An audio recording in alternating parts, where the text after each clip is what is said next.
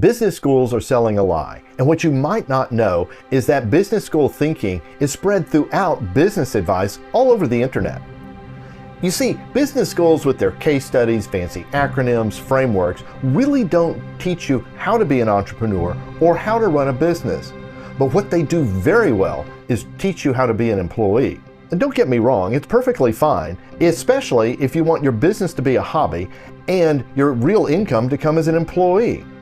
But for those of you who are ambitious and adventurous and wanting to grow a company that you're passionate about and find more freedoms like free time, freedoms with family and friends, and of course more financial freedoms, well, I've got a more direct path for you.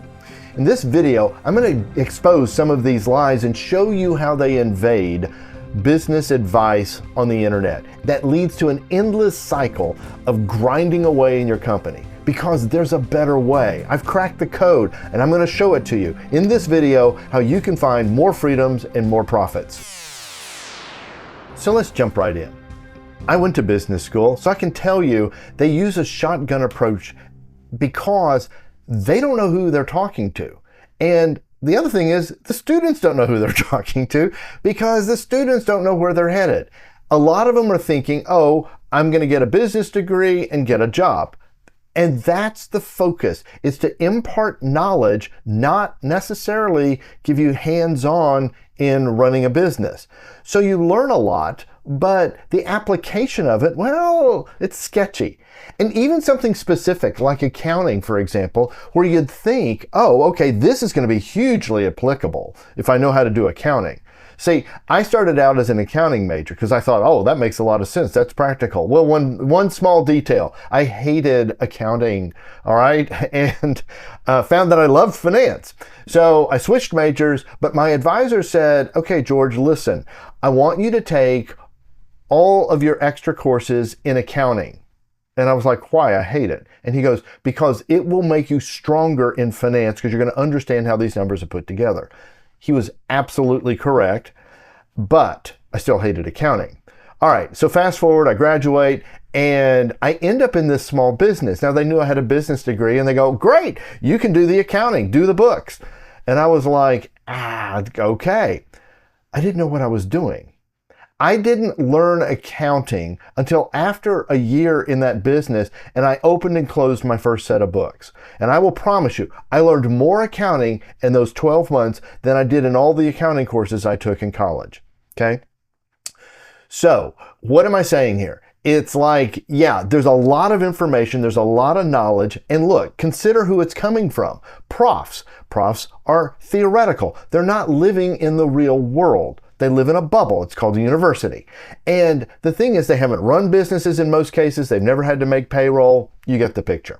So they're teaching the best they can out of textbooks. Who same guys wrote the books. Who do you think wrote the textbooks? So you get the idea.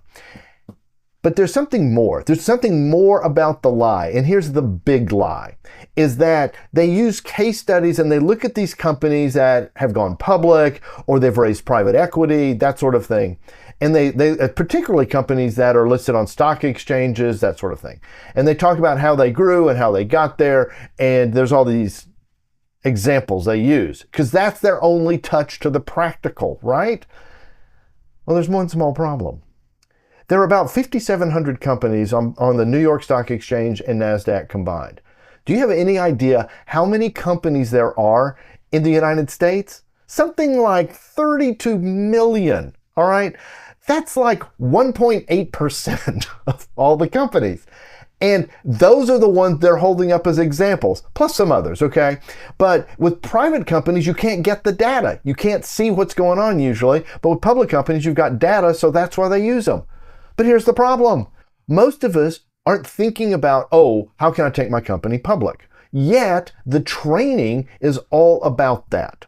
So let me just show you a simple formula that I've come up with that I think will help you realize, oh, here's what they're teaching, and here's how to spot when you've got business school thinking going on in internet business advice.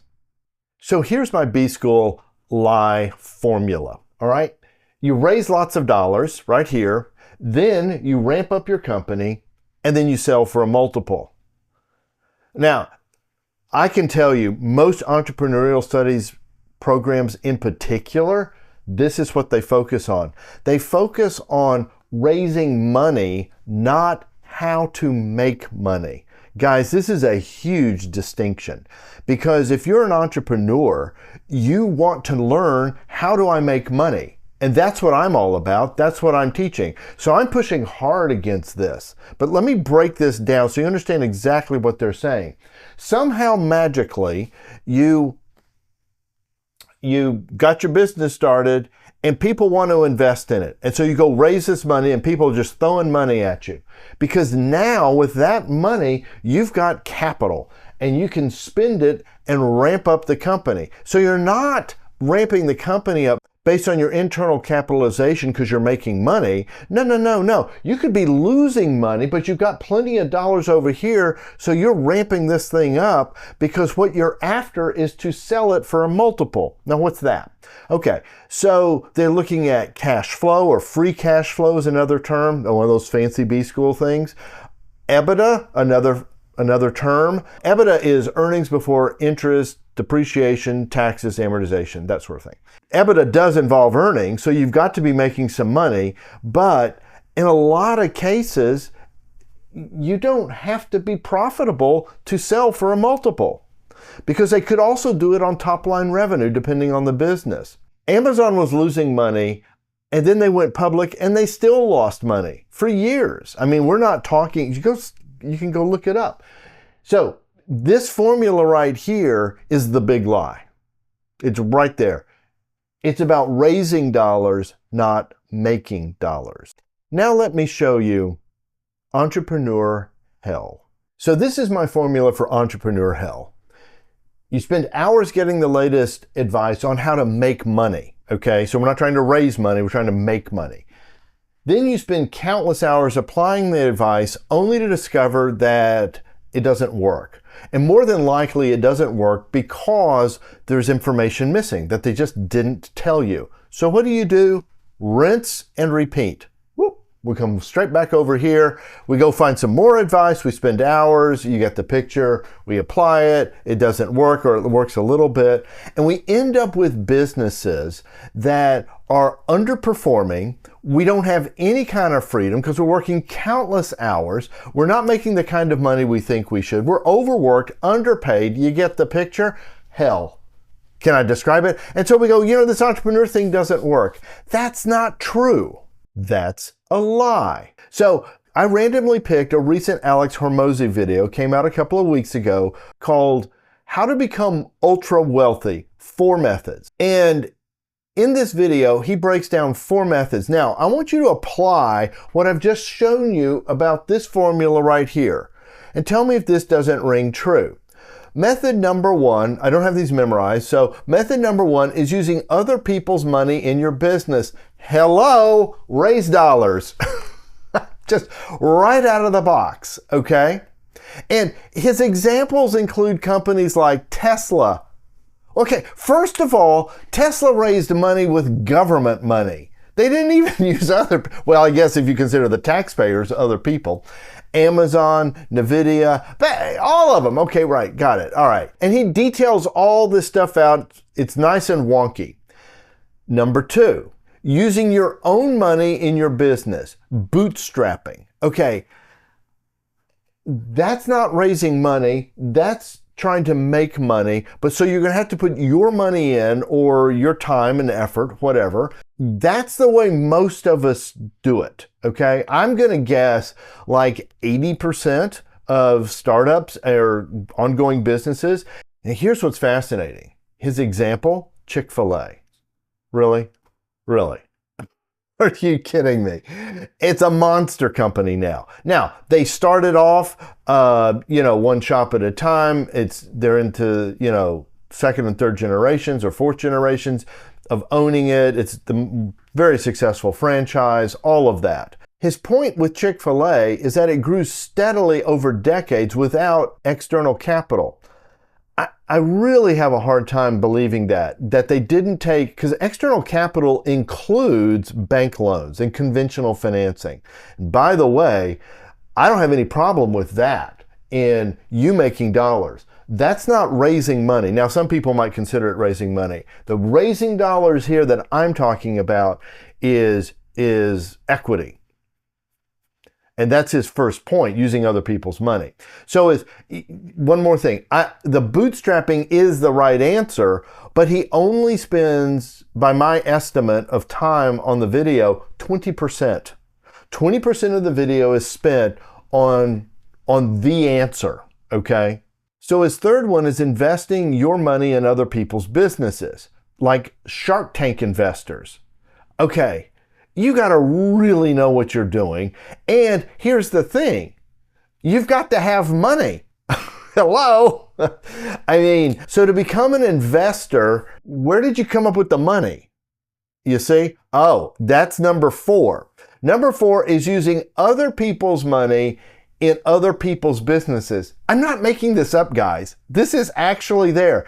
And his example are private equity firms. And he lists the biggest ones on the planet. Blackstone, KKR, and VC firms. VC is venture capital, right? Like Sequoia, biggest on the planet, okay? And then you make your money through management fees, like a 2% management fee. Okay, that's a wonky B-school graduate deal, okay? That's not an entrepreneur going out and starting a business, all right? And I don't think we need any more of those. Entrepreneurs are looking for opportunities, ways we can make lives better. I don't think these companies do that, okay? They're making money using other people's money, okay? So can you see how that one video, it's an hour long. I just saved you an hour, okay? Can you see he's got 3-something million subscribers. This video will get 1 million views. I'll bet you anything it'll get 1 million views. But here's the thing. It's going to send you into entrepreneur hell. Because you're going to try to apply maybe some of the other 1, 3, and 4, but you're certainly maybe going to try to apply some of 2, which is only 20% of the video. And he's not going to have enough in there. I mean, he literally spends 12 minutes, 10 to 12 minutes. It's not enough to get you the advice to make dollars. All right, you're getting the point. Let me give you a more down-to-earth example, but I want you to see how this big lie keeps permeating everything, okay? So I'm with a VC, venture capital friend of mine, and we are chatting with this entrepreneur. And she's explaining her business to us. And my friend says, well, the first thing you need to do is come up with a budget, because that's how you're going to be able to raise money. He just fell into the formula. Okay. He's a very, very smart guy. He's very, very successful, and he's in the venture capital world. So he's in, let me see, he's in the number 4 slot of Alex Hormozi stuff. I had different advice for her, which I'm going to share with you in just a minute, because it's my third formula, okay? But here's the thing. Here's what you need to, are you noticing a pattern here? All of these B-school thinking, all of the internet business advice kinds of thinking, a lot of it is around making money, becoming wealthy, ultra wealthy. Wait a minute. That's all it is? What they're essentially lying to us about is that all that matters in life is money. And you go, well, what about happiness? And you go, well, money makes you happy. And I think there's enough out there to be able to push back on that pretty strong. Money doesn't make you happy. But before I go into this next formula, let me ask you a question. What do you hope for? I mean, seriously, really deep down, what is it? What do you hope for? And what can you go after in an entrepreneurial endeavor? Something that you can monetize, okay? Because that begins to take you into your passions.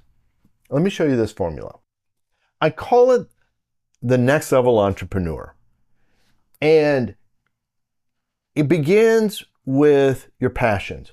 Focusing your passions, focusing on monetizable passions, okay? Then you set your direction. And this is what I told the entrepreneur with my VC friend. I said the first thing you need to do is figure out where you're headed. What's your direction? Because how do you make a budget if you don't know where you're going? Now think about that. Think about that a minute. So this setting direction is both long-term, so what do you envision way out there? And then next level. Where do you want to be in the next, say, 3 to 5 years? That's your next level. That's the next level entrepreneur. With that direction set, go achieve your next level growth, next level profits, and using next level strategies. Because what most people do is they operate out of tactics. So watch the pattern here. In B schools, especially entrepreneur studies, they're like, well, figure out something that you can do and do something where you can sell it and make a multiple on it.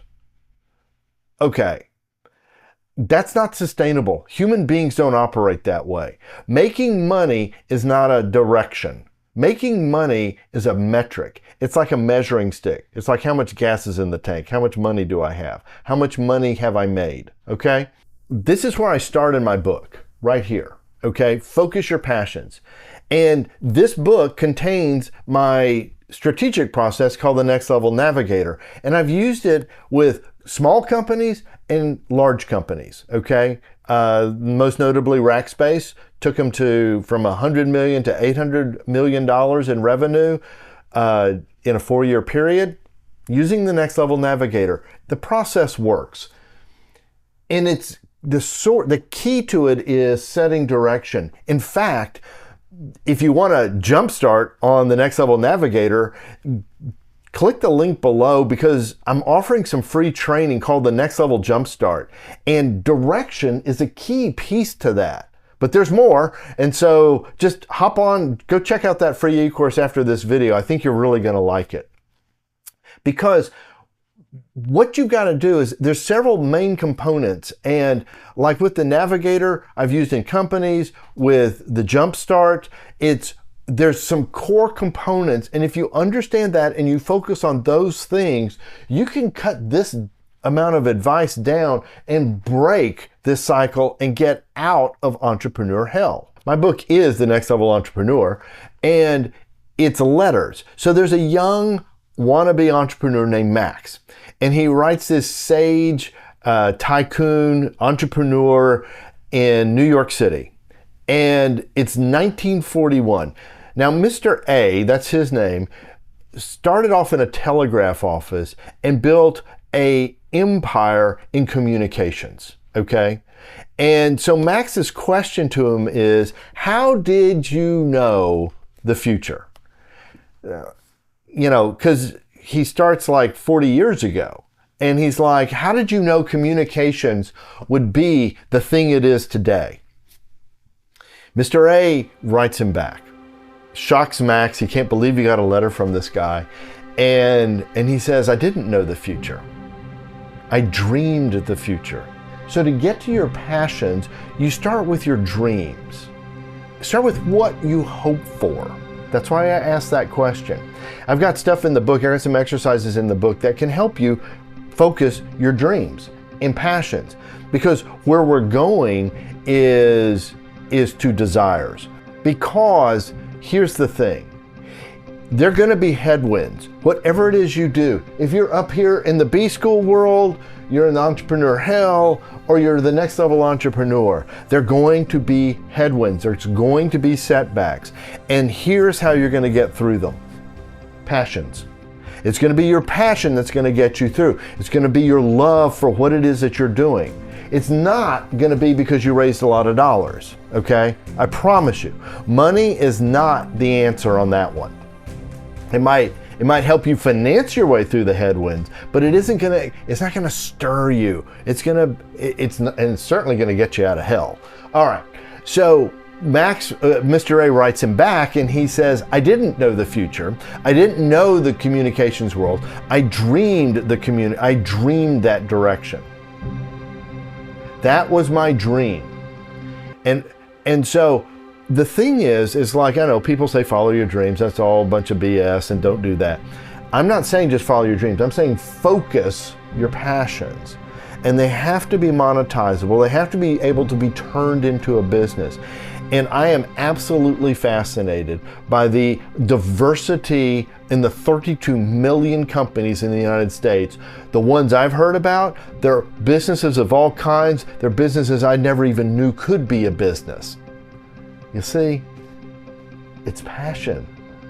And you can make a great living. You can start moving into freedoms and more profits and more free time than you ever imagined. And you can get out of entrepreneur hell if you're there. But you've got to recognize this lie. So what I'd love for you to do is give this a try. Check out my Jumpstart on the next level. It's free. And let me know how all this is working for you. Meanwhile, check out this video right here. I know it's going to help you.